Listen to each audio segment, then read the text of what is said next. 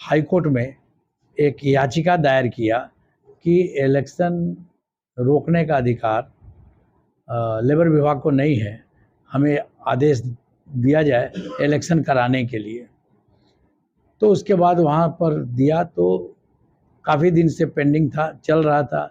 उसके बाद एक गोपाल जायसवाल जी हैं जो कि उन्होंने भी एक याचिका दायर की कि इसको पूरा को कैंसिल कर दिया जाए, फिर से इलेक्शन कराया जाए, या जीएम प्रोसेस गलत हो गया है से कराया जाए। उसके बाद कई एक बार बहस हुई, इनके भी वकील थे, हमारे वकील भी, की जीत है। उन्होंने जजमेंट दिया कि इलेक्शन जो है सो जो केस की लेबर डिपार्टमेंट का जो ये था उसको खारिज कर दिया उन्होंने, और गोपाल जायसवाल जी जो किए थे उसको भी खारिज करके बोला कि आप लोग इलेक्शन पुनः कराएं। यहाँ है ये आज बहुत दिन के बाद एम्प्लॉय के चेहरा में मुस्कान आया है और पार हो जाएंगे। यही तो डर है कि हम ही कराए, हम ही रहे, कॉप्शन ने हाथ उठा के करेंगे।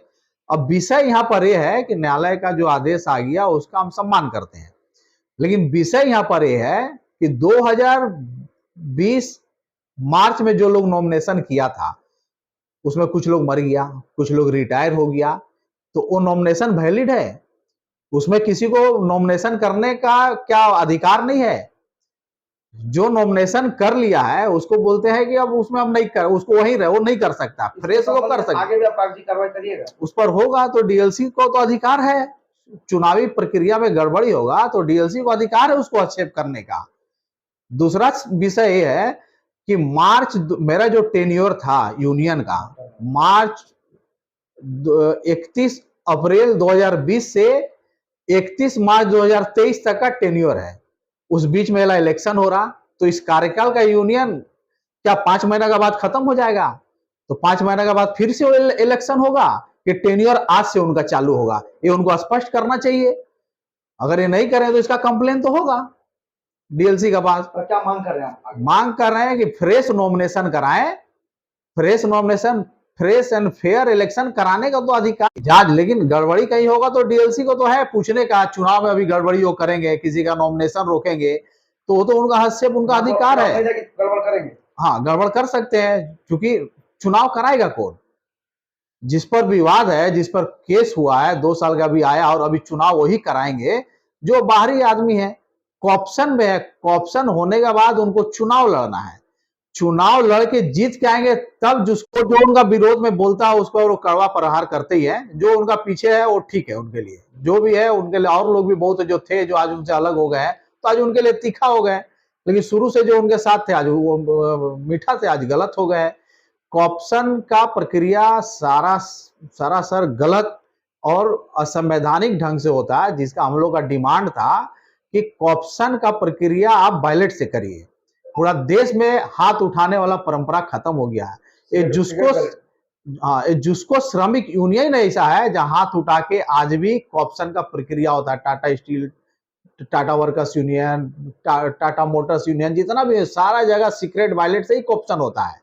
संविधान में लिखा है कि सारा प्रक्रिया सीक्रेट बैलेट से होगा, तो ये भी तो उसी का पार्ट है, उनको कराना चाहिए था सीक्रेट। लोग हैं जो सामने नहीं आते हैं, एम्प्लॉय है जिसको हड़काते हैं, धमकाते हैं, ट्रांसफर कराते हैं, बहुत सारा है। तो अध्यक्ष धमकाते हैं, पूरा धमकाते हैं। उनका तो भाई है, नहीं धमकाने से एम्प्लॉय इतना डरता क्यों है?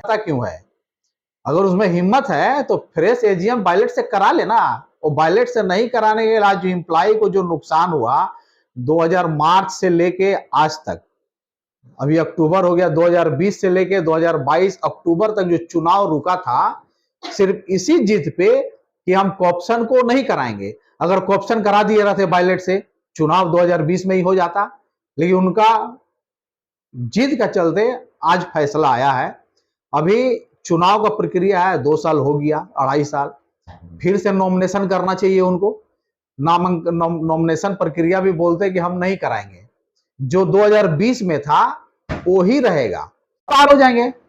यही तो डर है कि हम ही कराए, हम ही रहे, कॉप्शन ने हाथ उठा के करेंगे। अब विषय यहाँ पर यह है कि न्यायालय का जो आदेश आ गया उसका हम सम्मान करते हैं, लेकिन विषय यहाँ पर यह है कि 2020 मार्च में जो लोग नॉमिनेशन किया था उसमें कुछ लोग मर गया, कुछ लोग रिटायर हो गया, तो वो नॉमिनेशन वैलिड है, उसमें किसी को नॉमिनेशन करने का क्या अधिकार नहीं है। जो नॉमिनेशन कर लिया है उसको बोलते हैं कि अब उसमें हम नहीं कर, उसको वहीं रहे, वो नहीं कर सकता, फ्रेश वो कर सकता, आगे भी आप कागजी कार्रवाई करिएगा उस पर होगा तो डीएलसी को तो अधिकार है, चुनावी प्रक्रिया में गड़बड़ी होगा तो डीएलसी को अधिकार है उसको एक्सेप्ट करने का। दूसरा विषय ये है कि मार्च मेरा जो टेन्योर था यूनियन का, मार्च 31 अप्रैल 2020 से 31 मार्च 2023 तक का टेन्योर है। उस बीच में इलेक्शन हो रहा, तो इस कार्यकाल का यूनियन क्या 5 महीने के बाद खत्म हो जाएगा? तो 5 महीने के बाद फिर से इलेक्शन होगा कि टेन्योर आज से उनका चालू होगा? ये उनको स्पष्ट करना चाहिए। अगर ये नहीं करें तो इसका कंप्लेन तो होगा डीएलसी के पास। और क्या मांग कर रहे हैं आप? मांग कर रहे हैं कि फ्रेश नॉमिनेशन कराएं, fresh nomination, fresh and fair election कराने का तो अधिकार मैंने 2020 से धोखा दे के आ रहे हैं किसको? एम्प्लॉय को।